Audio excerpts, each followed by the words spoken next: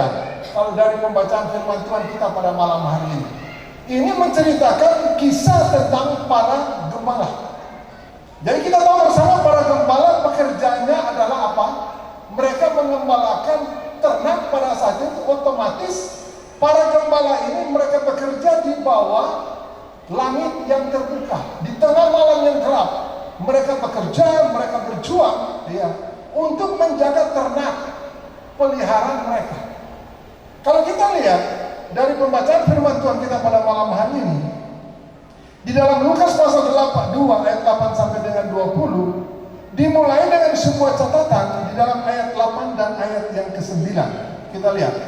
Di daerah itu gembala-gembala yang tinggal di padang menjaga kawanan ternak mereka pada waktu malam, tiba-tiba berdirilah seorang malaikat Tuhan di dekat mereka, dan kemuliaan Tuhan bersinar meliputi mereka, dan mereka sangat ketakutan.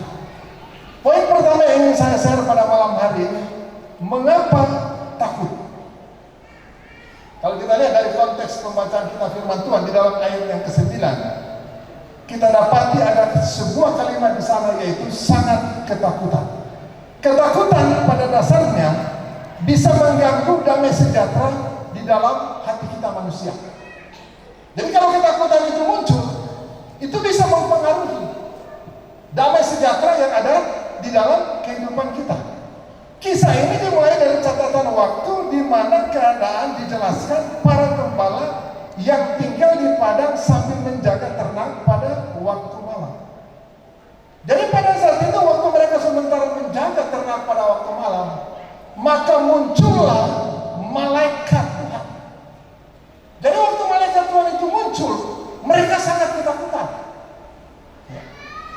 Santo Agustinus mengatakan begini, ketakutan ialah tanggapan dari hati manusia ketika sesuatu hal itu terancam. Jadi ketakutan itu sesuatu yang biasa dari manusia. Ketika ada hal yang terancam dalam kehidupan, itu akan menimbulkan ketakutan. Jadi para gembala ini sambil menjaga domba, menjaga ternak mereka, saya percaya bahwa mereka juga ketakutan. Ya bisa saja ancaman dari binatang buas untuk menerkam mereka, untuk bisa membuat juga binatang piaraan mereka itu bisa kocar kacir. Dan ditambah lagi penampakan daripada seorang malaikat Tuhan. Jadi waktu malaikat Tuhan itu muncul, para gembala ini mengalami ketakutan. Ketakutan ini di sini kita akan lihat dari sisi kebenaran firman Tuhan. Kalau kita melihat kisah tentang jatuhnya manusia, yaitu Adam dan Hawa di dalam dosa, dalam Kejadian 3 ayat 9 sampai 10, firman Tuhan mengatakan, tetapi Tuhan Allah memanggil manusia itu dan berfirman kepadanya, di manakah engkau? Ayat 10, ia menjawab, ketika aku mendengar bahwa engkau ada dalam taman ini, aku menjadi takut, karena aku telanjang, sebab itu aku bersembunyi. Kenapa mereka harus menghindar dari Tuhan?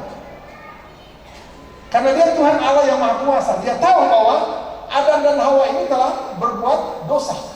Jadi waktu Tuhan menempatkan manusia pertama, yaitu Adam dan Hawa, di Taman Eden, Tuhan sudah memberikan perintah bahwa ada pohon, ada buah yang tidak bisa dimakan.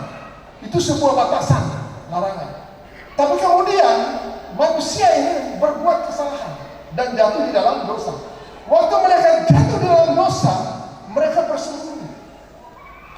Adam dan Hawa menjadi takut, bukan karena suara Allah yang membuat mereka takut, tetapi ada rasa bersalah karena mereka telah berbuat dosa. Itulah rasa bersalah, itulah yang mengintimidasi Adam dan Hawa, dan muncul rasa takut itu. Sehingga ayat 10 dikatakan, aku menjadi takut karena aku telanjang, sebab aku bersembunyi. Dia mulai mencoba menyembunyikan kesalahannya.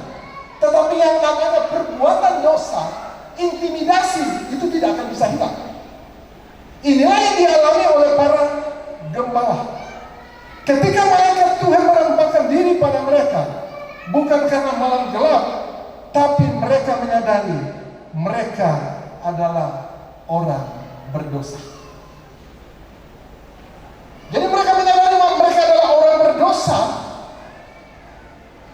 sehingga mereka merasa tidak layak. Kadang kita manusia juga ya, kalau kita melakukan kebohongan yang kita tutupi, biasa bisa membuat apa? Rasa takut. Rasa takut itu akan terus mengintimidasi. Kalau kita dalam dunia pekerjaan, kita memanipulasi sesuatu, pembukuan tidak benar, itu intimidasi itu kan bisa terjadi. Akhirnya membuat kita kan ketakutan. Jadi ketika para gembala itu dalam kondisi ketakutan, mereka menerima perkataan dari malaikat. Poin yang kedua yang ingin saya share adalah jangan takut. Kalau tadi, mengapa takut? Sekarang jangan takut. Di dalam ayat 10 dari pembacaan kita firman Tuhan, lalu kata malaikat itu kepada mereka, jangan takut. Sebab sesungguhnya aku memberitakan kepadamu kesukaan besar untuk seluruh bangsa. Ayat 11 kita baca bersama-sama, ayat 11 ya, 3, 2, 1. Hari ini telah lahir bagimu juru selamat, yaitu Kristus Tuhan di kota Daud. Saya ulangi lagi. Hari ini telah lahir bagimu juru selamat, yaitu Kristus Tuhan di kota Daud. Di dalam frasa jangan takut ada tawaran kepastian rasa aman. Jadi waktu malaikat Tuhan itu dalam ketakutan, tiba-tiba malaikat Tuhan memberikan sebuah kepastian. Jadi ada kata frasa ketakutannya. Di dalam frasa ya, kalau kita lihat ya, jangan takut itu ada tawaran bahwa apa? Kepastian rasa aman itu muncul. Jadi yang tadinya mereka dipenuhi dengan ketakutan karena mereka menyadari bahwa mereka adalah orang berdosa, tiba-tiba malaikat Tuhan memberikan sebuah kepastian, jangan takut. Mengapa berita kelahiran begitu penting bagi para gembala? Ya. Siapa sini yang bisa menjawab? Saya kasih hadiah. Ya. Mengapa berita kelahiran begitu penting bagi para gembala? Apakah para gembala itu merupakan bagian dari keluarga Yusuf dan Maria yang harus menerima berita pertama tentang kelahiran Yesus? Kenapa tidak para imam, orang-orang terkemuka pada saat itu? Tapi justru Tuhan menemui para gembala yang lebih dulu tahu berita tentang kelahiran dan sebuah pernyataan. Jangan takut, hari ini telah lahir bagimu sebagai Tuhan dan Juru Selamat. Kenapa para gembala yang lebih dulu Tuhan temui? Kalau kita melihat latar belakang para gembala, mereka adalah orang-orang bisa saja di dalam masyarakat, orang-orang yang bisa dikucilkan.